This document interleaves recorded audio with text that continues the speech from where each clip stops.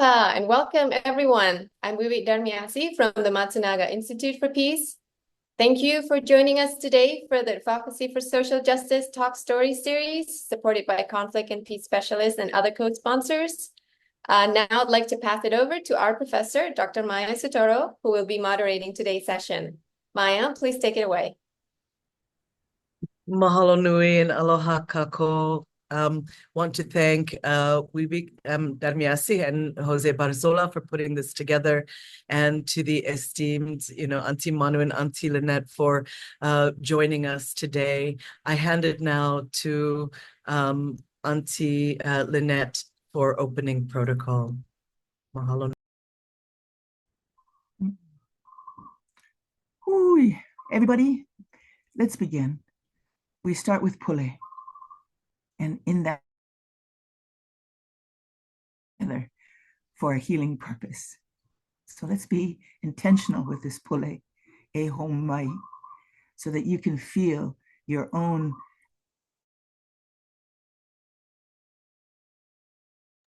Auntie. Yeah, Luna, yes.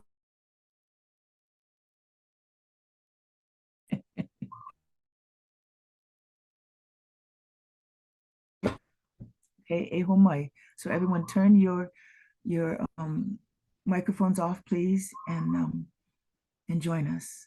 And those of you who don't know e homai, feel the vibration and hum with us. Hum. It's never about the really form, it's about the essence. So hum. We're asking for guidance. E homai. Spiritual guidance. Yeah. You start. Okay. E homai ka ike mai luna mai e. O na mea huna no e au. O na mele e. E homai. E homai. E homai e. Homai ka ike mai luna mai e. O na mea huna no e au. O na mele e. E homai. E homai. E homai. E homai ka ike mai luna mai e. O na o na mele e. E homai. E homai. E homai e.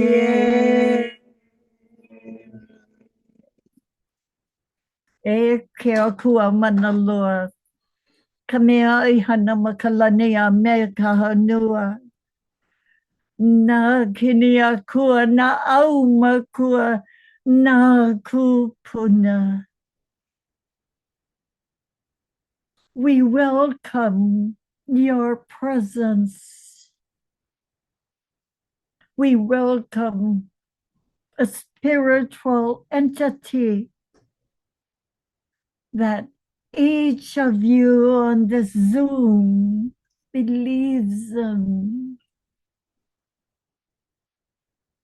That is one of the elements of the strong foundation critical to healing. We call upon our spiritual beliefs in the environment.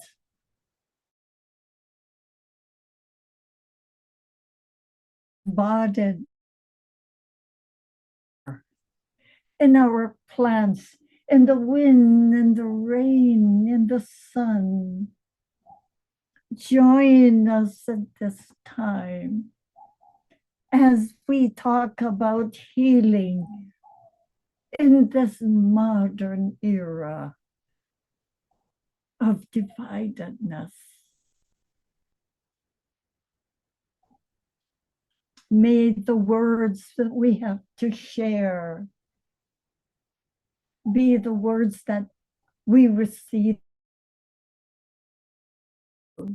that make sense, that can provide guidelines, principles in those things that are pono and based on aloha. For that is the context for our Hawaiian experience. Help us to center and to recognize healing. Man can do healing with medicine, but there are other aspects of our being that require spiritual help.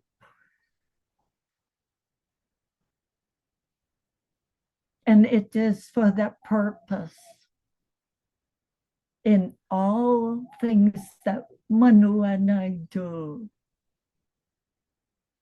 that we welcome our spiritual entities that we believe in.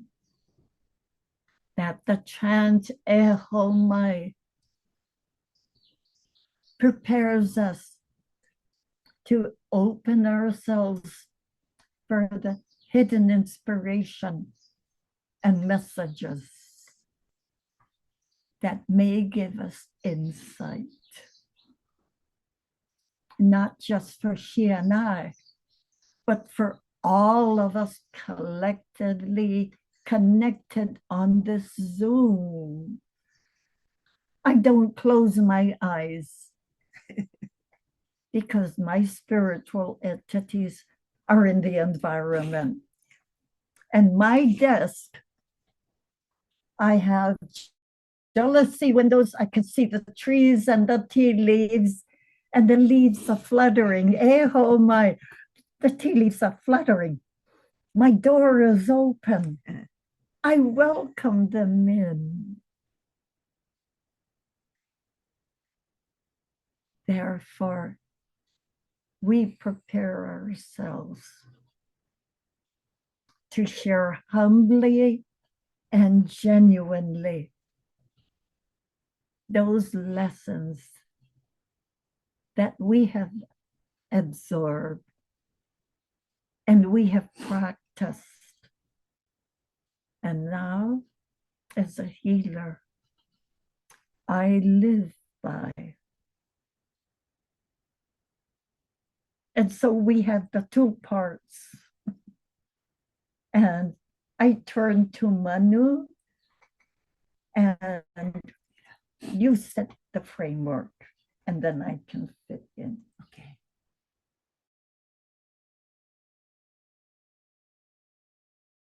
Well, we have such a rich sharing today, but it's only for 50 more minutes. So let's start with the flow of you, Maya, and then you, because just bringing Aunty Lynette here, the scene is set for the quality of our engagement. But I will set the tone by talking about Aunty Pua Nani Burgess and her connection to that idea when it's time. By the way, Aunty Pua is my cousin. Her grandmother and my grandmother are sisters. Oh, wow. Aunty Pua's grandmother was a healer, a tremendous healer, even though she was blind.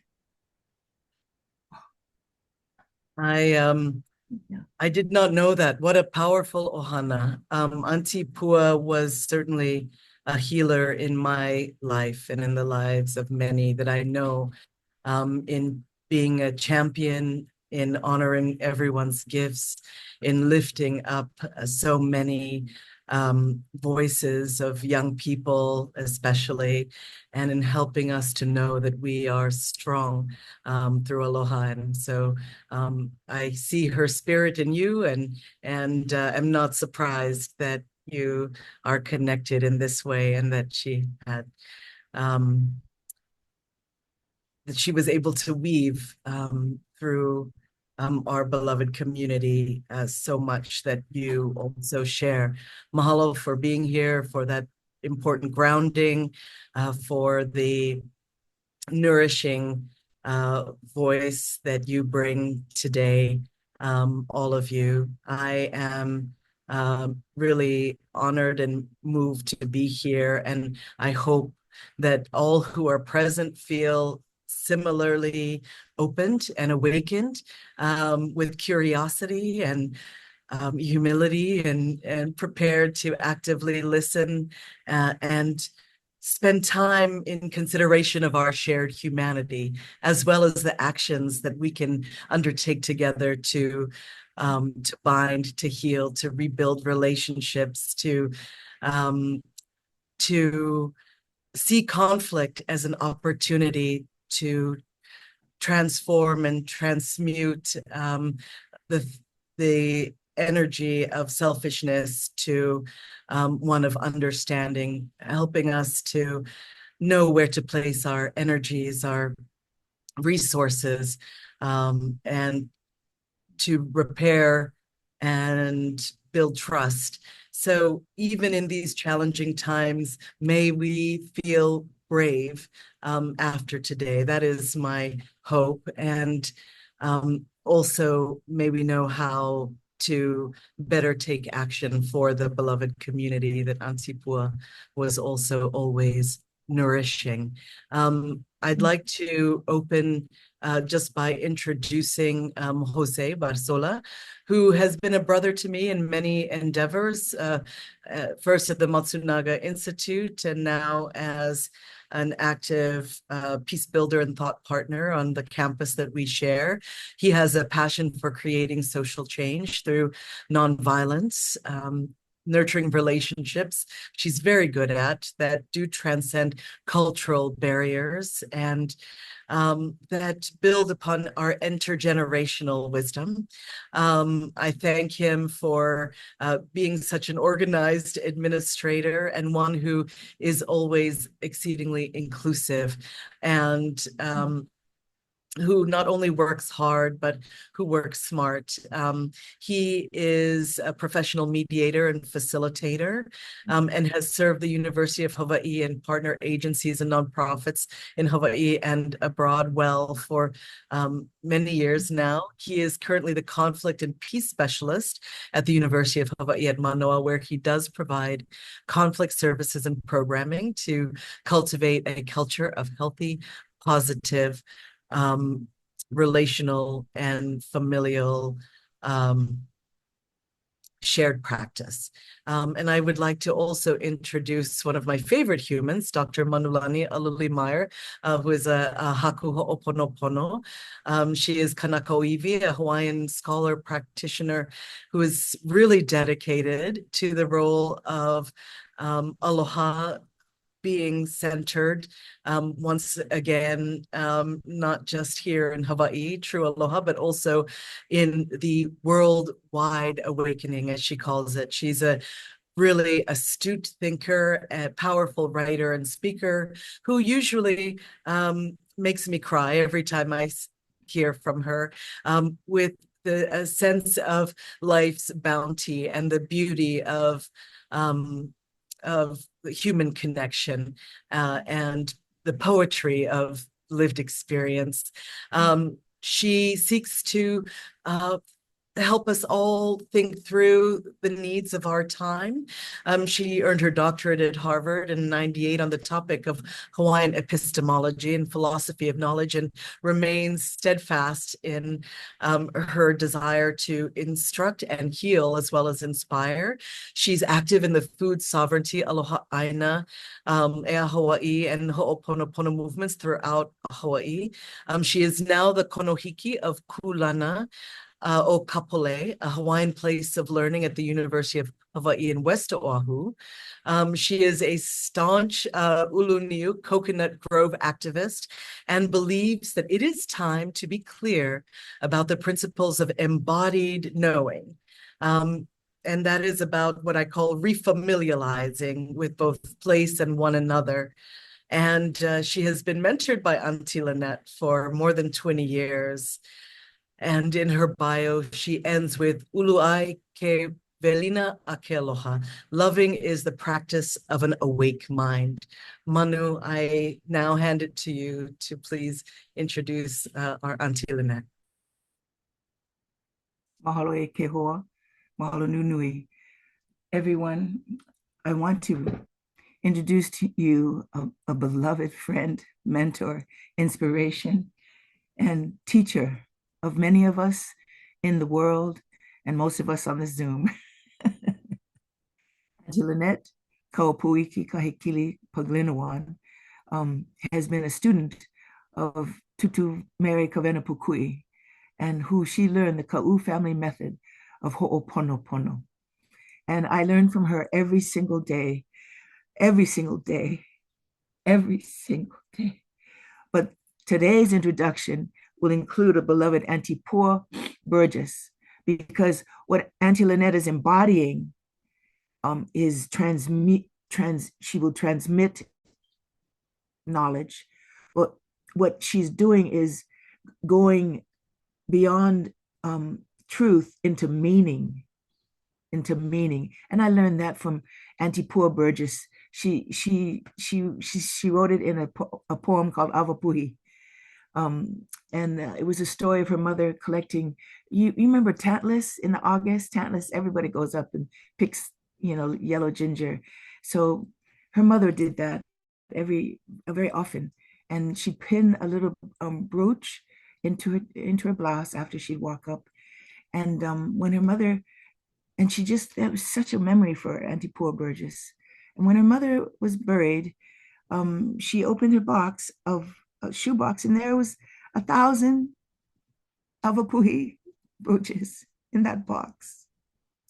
And so she learned the difference between truth, which is a gift we give the world. Pono is truth. It's a gift. But now we have to practice and figure out the meaning, so that the meaning connects us. And this is what I get from this woman. Meaning. You felt it in the pule. It is always begins by asking for permission, and then coming with the bounty of continuity found in our hulu kupuna. So mahalo nui for this opportunity to address you in this manner, to introduce you, my beloved Kumu, Aunty Lynette. Aloha, aloha kako apau. I learned in a conscious way about healing through Ho'oponopono from Mary Kavena Pukui. And when I first started on this journey, it was as a modern social worker with an MSW degree. But my husband, Richard Paglinawan, when he worked with a family and they said that they had been cursed, he went to pieces and he said, School of Social Work didn't teach us how to deal with curses. That's Hawaiian.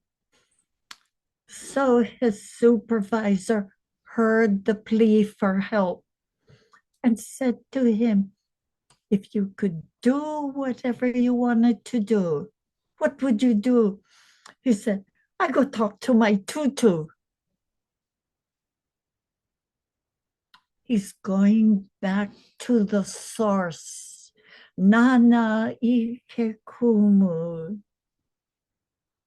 Tutu Pukui heard the plea and said, I will come to help.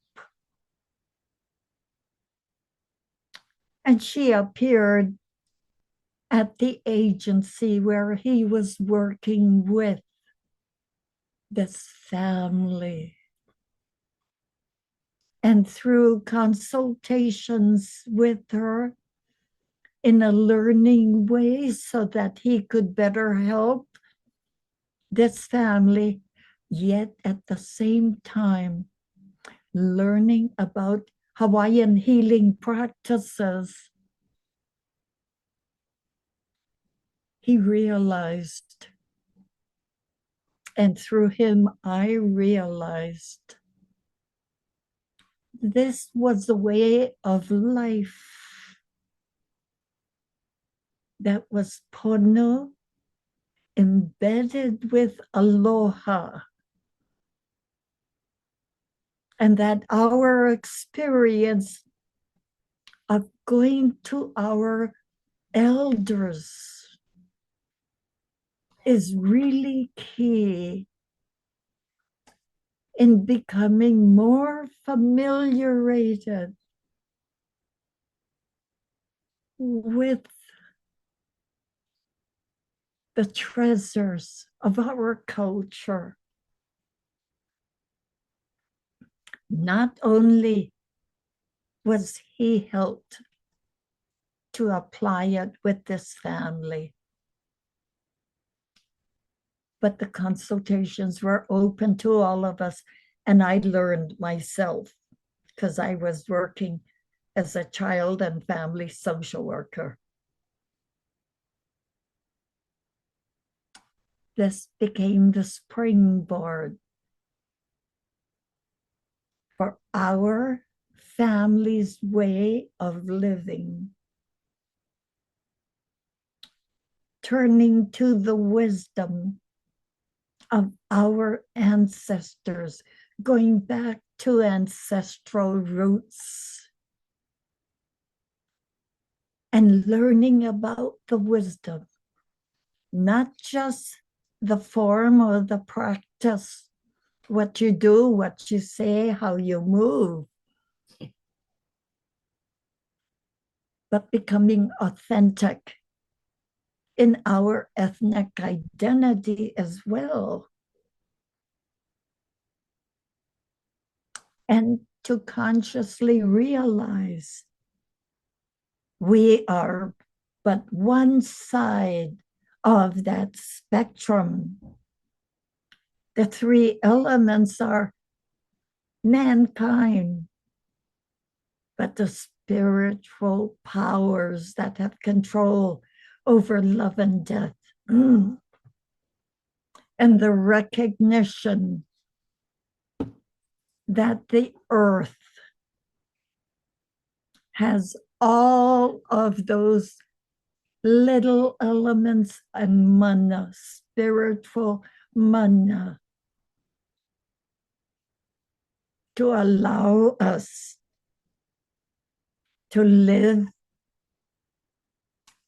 in a loving way and a nurturing way with each other. It is a system of reciprocal relationships based on harmony and balance. We are the microcosm. Tutupukui says the Hawaiian way is focused on the extended family and its members.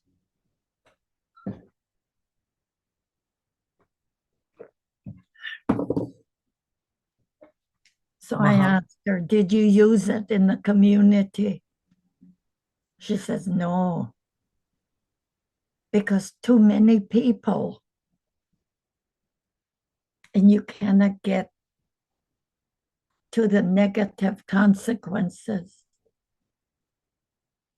And so I said, oh. So in Ho'oponopono is one of the tools to help our individual self. to live in balance and harmony, to walk the talk, not just use the words, and to recognize the power of the spiritual elements is not only outside of us, it's within us. Aya ilokone I kokino. You have all that you need that is within you.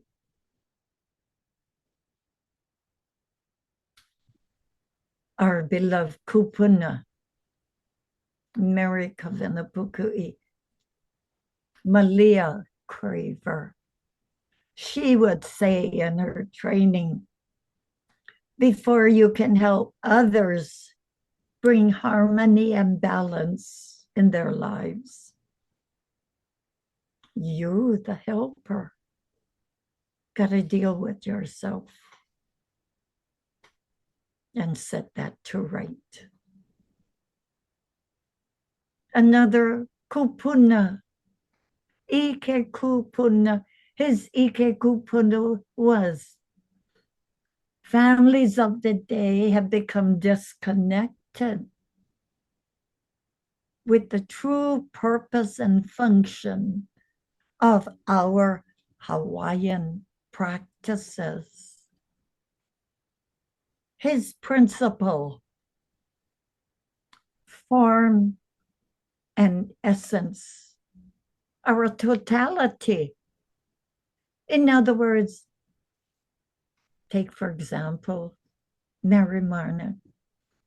You see those who have the technique, they move in unison. They have a smile, but somehow that smile is plastered on. What we look for is that genuine expression of the kauna, of the deeper meaning of the word. And so, Kekumu, Richard Paglinawan says, we become disconnected with that totality. Somewhere along the line in our history, we got disconnected with that essence that makes us genuine Hawaiians, willing to live pono. Pono is to live righteously, morally correct, to be mindful of the other persons, to offer help without having to be asked because you know they need the help. To show you care for all of our people, whether it's in your family or in your community, like the way we have, the Greater Hawaii has responded to Lahaina. I can fly up on my own, pay my own way. I'm going to give without the expectation of getting something back. Unconditional. We're going to join them in prayer to get them to look for that inner strength of spirituality, as well as acknowledging external spiritual strength from the power they believe in that's known by many names, God, Buddha, etc. With the Hawaiian people, we believe in aumakua, deceased relatives, of whom we have their DNA in us. So we are endowed with all of these assets, but we have to be ready to take it on. And when we do, it's a deep commitment. To live here in Hawaii is a privilege, one in which we must protect and we nurture. We nurture the Aloha spirit. So we turn to our ancestors for those lessons we learned from the past. We learn about our grieving traditions because we realize the living gets to that point in life. They face death. It's at that season that you want to join those who went before you that you loved. So even at this stage of my life, I have to leave my house in order. Don't leave unresolved issues that your survivors have to tangle with. Set things to right before you go. Get your house in order. Bring balance and harmony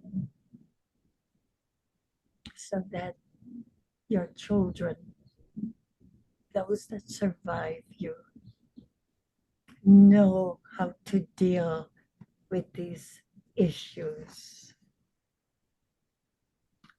Pass on to them a healer in every home. Our ancestors survived these years of trauma, oppression, by others from outside whose worldviews are different.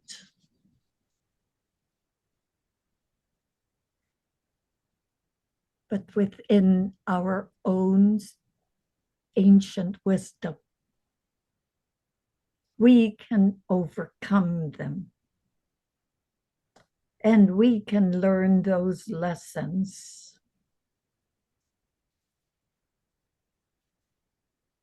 Hawaiian experiences went through trauma, historical trauma and cultural trauma. And we experience outside worldviews different from ours that put us down and oppressed us. Tutupukui says, in order to restore dignity and love in ourselves, we want to take the path of recovery, resilience. And you know, her partner in those discussions was Dr. Jack Harding. And he says, you have choices. You can choose the beneficent way, or you can choose a destructive way. And it clicked. One of my ancestors was an li'i from Molokai. He had care over the Kalaipahoa gods. That is negative. mana, negative spiritual powers. But he chose to be a beneficent ali'i. And I said to myself, that is the pearl of wisdom that comes from him, choice. We all make choices. And our choices are all dependent on how we feel about ourselves. Luckily, I was raised in the family that practice mana in a positive way. I experienced love, caring. I encountered situations where I couldn't understand. But my grandparent listened to my questions. And it was through him, the healer in our family, who had a family aumakua that gets inherited by the descendants, has been passed on down to me. And that aumakua, when I was approached to do Ho'oponopono under Puku'i's tutorship, I said, yes, I want to. New knowledge, new information, my master's degree. Hey, I go with it. Came home and told my dad, the pure Hawaiian father, he said, you cannot do it. I said, why? He says, you don't know everything. If you do something wrong, you may not be the one to get the punishment. Your children will suffer the punishment. So, disconnected modern people, they do things wrong.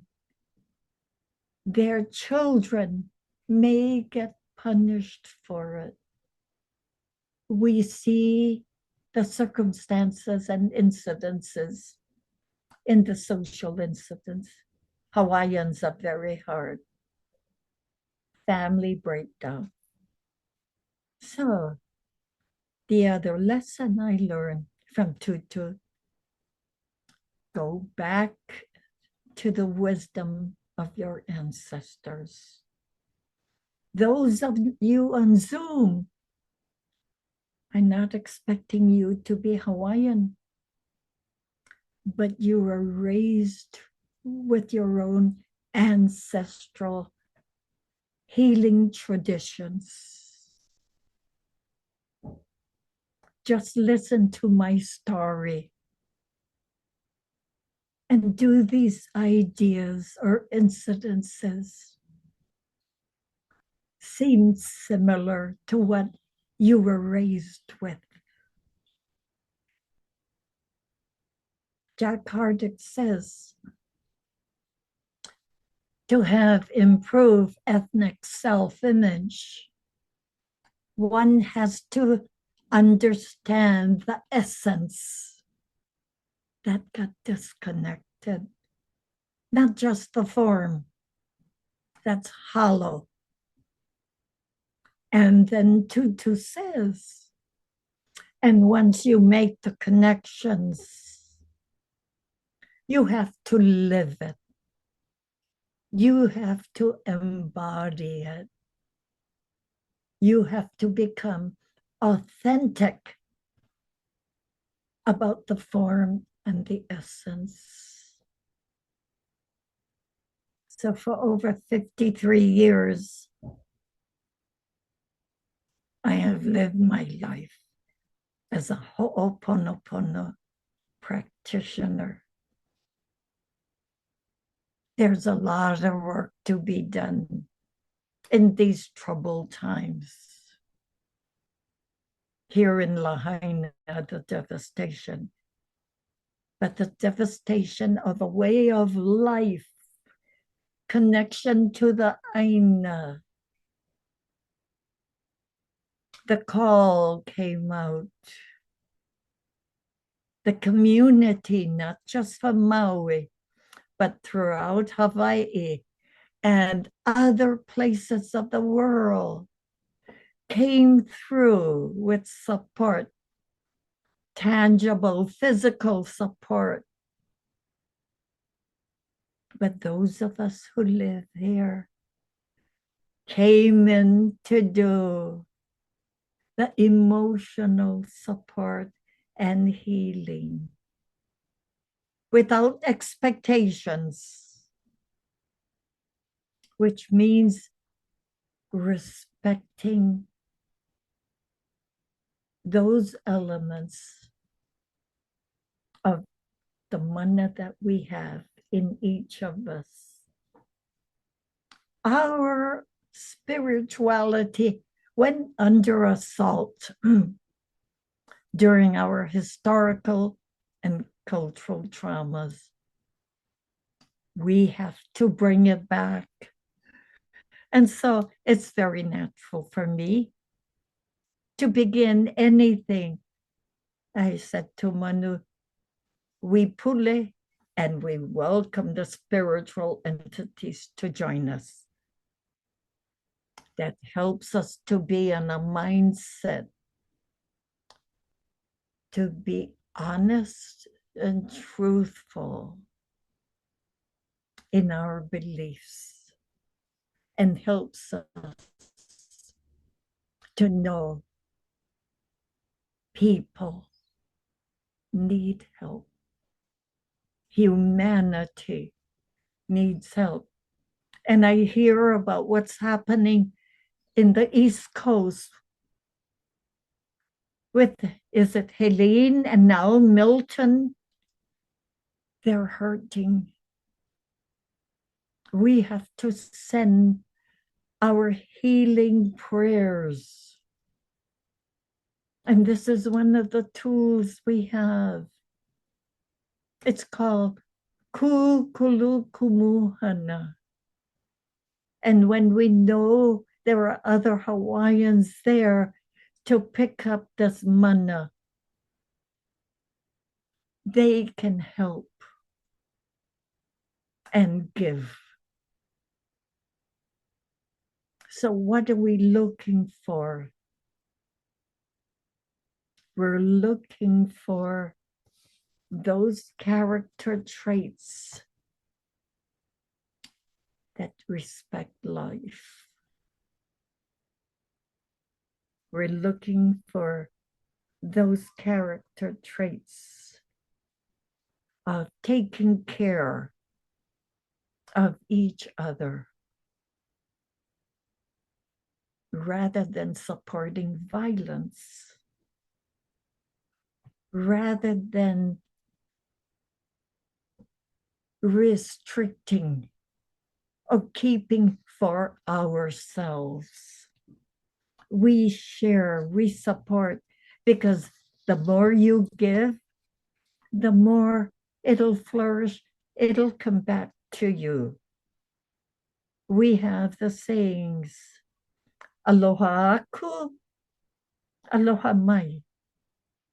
When you live a life of the value of aloha, and that value of aloha is caring for others, sharing, respecting differences, not inflicting hurt or pain on others, not wasting, taking only what you need. Here in Hawaii, we have a lot of reminders and symbolism that remind us of these truths. People from a different worldview may not view it quite the same way. So we have to make a choice. Do we turn our backs on them? Or do we still continue to send prayers and support for the possibility of getting enlightened with love and pono behavior? Ho'oponopono is the methodology that I think can demonstrate to individuals. I like mediation, but mediation focuses on solutions. It doesn't deal with the inner psyche of hurt and pain. And that hurt and pain is a destructive force in appreciating who you are. Ho'oponopono recognizes the two components, and then we deal with, what did you say? That was not pono. You have to be accountable for your own actions.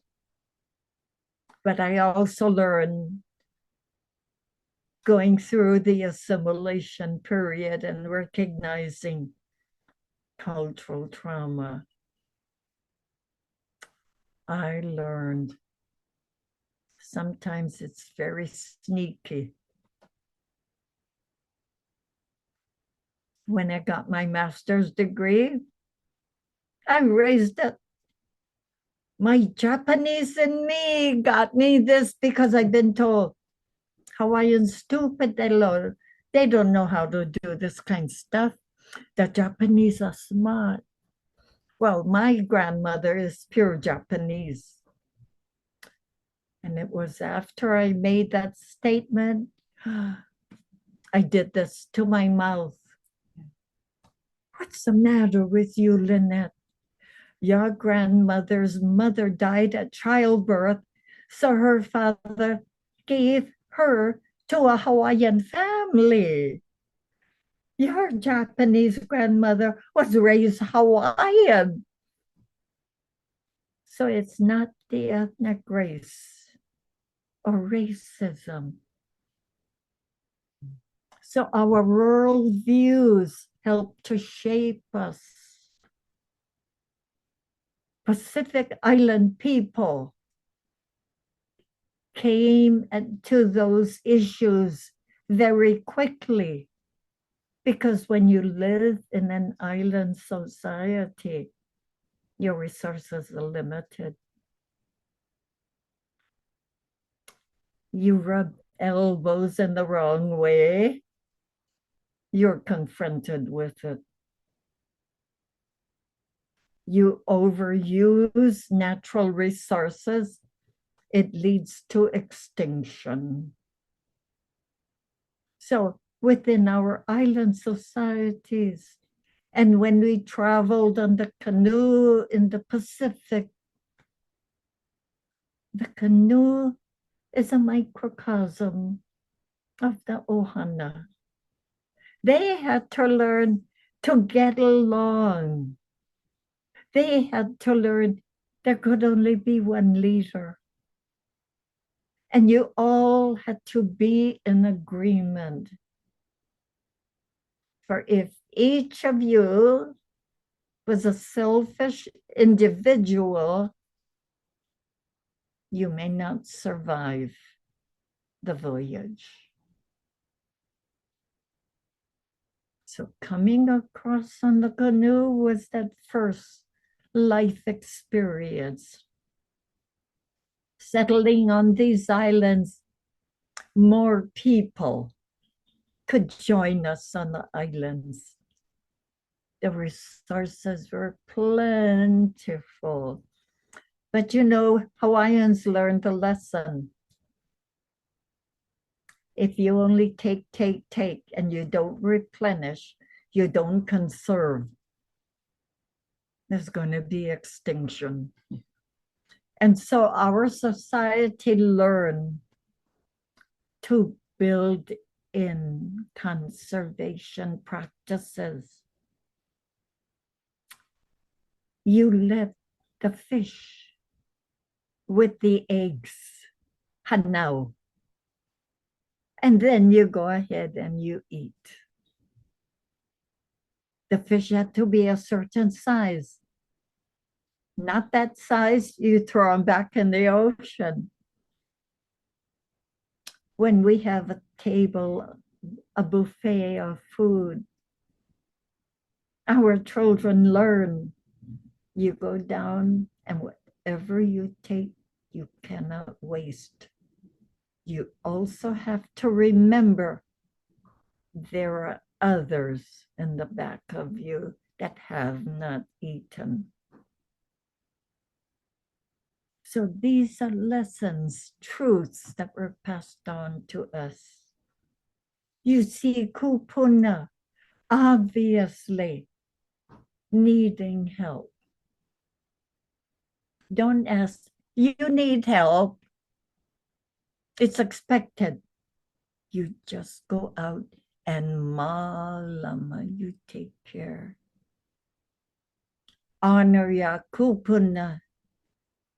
Go and get them a liquid refreshment. Don't wait to be asked, which is what Manu did for me. You know, Auntie, what I'd like to suggest is that you give a summary, and then we ask José for whatever he wants to say, because it's almost time. Look at that. Okay. Auntie's used to having 2 to 3 hour classes. We are so privileged. Wasn't that? Yeah, it was beautiful. So much wisdom. What a gift. Yes, thank you for your mahalo for your mana'o and your mo'olelo and your presence, which really helps us. I think a lot of people in the audience are practicing active listening, which is such a foundational tool for bridging divides as well. Listening with an open heart in recognition that listening is a spiritual practice that conveys and includes genuine curiosity and a move from certainty to humility. And so you have helped us, I think, Aunty Lynette, to embrace that curiosity as a path to connect and empathy and trust, thinking about our own cultures, our own communities, and our own capacities to be fully present and engaged in not just conversation without judgment, but the deep process of understanding behind others' beliefs and behaviors. So mahalo nui. I would like to invite at this time, José, and then also Manu, please, to just perhaps respond to Aunty Lynette's sharing. Briefly share what comes up for you and what, how your spirit is moved. Wow, Maya, I can't wait to hear what José has to say. Then I'll respond, because then it'll be quadraphonic. José. Thank you so much for just everything today. It's just really an honor to be in the space with you all. Yeah, I mean, a lot of what I love about, well, everything that you've mentioned today is how it actually it goes beyond, our cultural, borders as we like to define them sometimes. I'm not from Hawaii. I'm not from the US. I'm an immigrant from South America. And having that lived experience has made me a little bit more conscientious of like practicing active listening at a young age and observing before acting.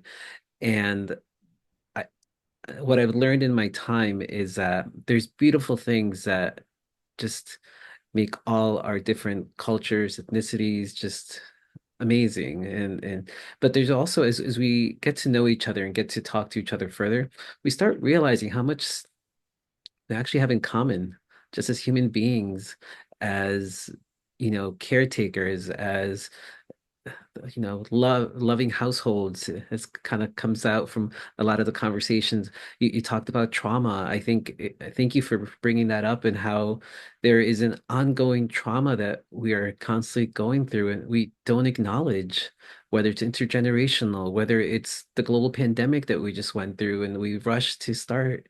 There's, within the home, the workplace, society, just having a space to have conversations, to have your go-to people, those that you shared experiences, your loved ones, those beautiful relationships you developed. I think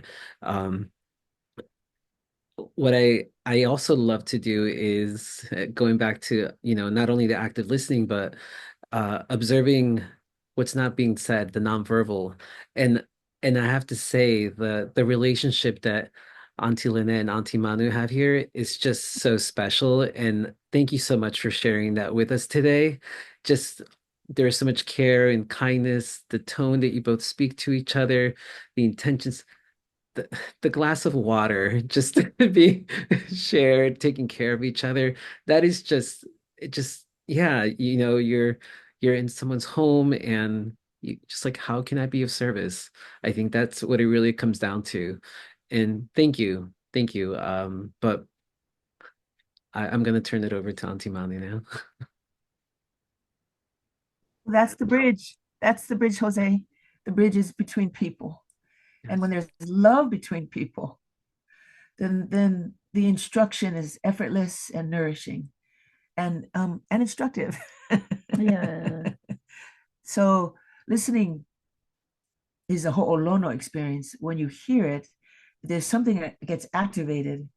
And the deity and the energy of lono is that peace. I feel at peace when I hear the instructions that cause meaning making. We're sharing meaning making because I want to be of service to our lahui, and I want to be a better one.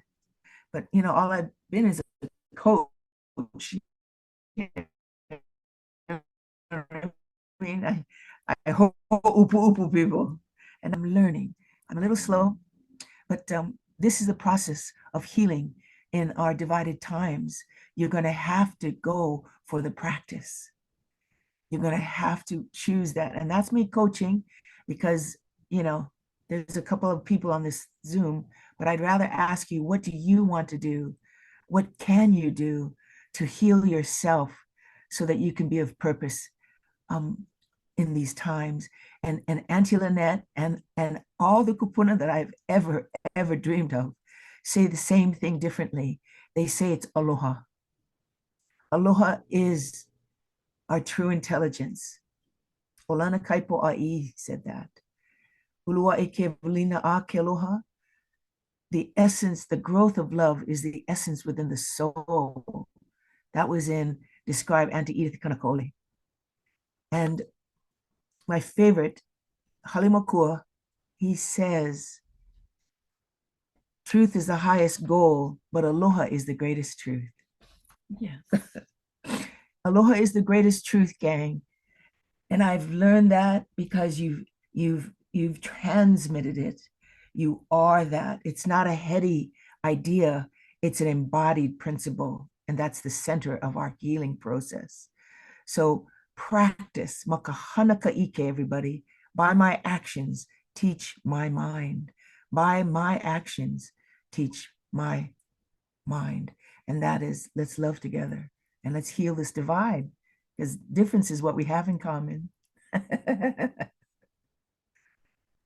Yeah, beautiful, beautiful humans, full of aloha. It's palpable. And I want to just mahalo you all for your work that you do every day. These practices are embodied and reflected in how you work at the intersection of education and community. You build bridges, that nothing is done in siloed ways. You're not working within the walls of a classroom, but you are always connected in your knowing, in your walking, and in your teaching. And you give us hope that we can really apply these restorative practices, not only to heal ourselves and forgive ourselves first, but also then to begin to impact spaces where opposing views may clash and where aloha is perhaps lacking. We can grow aloha, and all of us can do that, even if we should avoid cultural appropriation, right? So careful about Ho'oponopono, not something you do in yoga class, but we do have to take up the call, as Manu just said, and begin to take action together, seeing aloha as action to build the beloved community. And it is about working to rebuild that trust. And that is undertaken through shared effort as well as the acknowledgement of our shared humanity, conducting ourselves with dignity and offering respect as we focus on the things that unite us and the ways that we can move forward. One of the things that I want to say is that all of you succeed, in my estimation, because you allow for vulnerability. You know, I see Manu filled with emotion when she speaks, and it is real. And it happens because she is open. And in so doing, she creates space for others to be vulnerable as well. And that leads to deeper, authentic relationships, but also more effective action as we work to transform moments and spaces of friction. That vulnerability, that aloha can really uncover new insight and change and forge the strong bonds that we need. So I want to offer so much mahalo nui for all that you have given to us today. And I want to ask that all of you who are in attendance in the audience to please be guided and to absorb all of the wisdom of these beautiful people and take action, remembering that action is sometimes in the work that we do internally, as well as in between and in community. And I look forward to seeing you out there in community. Be well, everyone. Aloha. Aloha mai.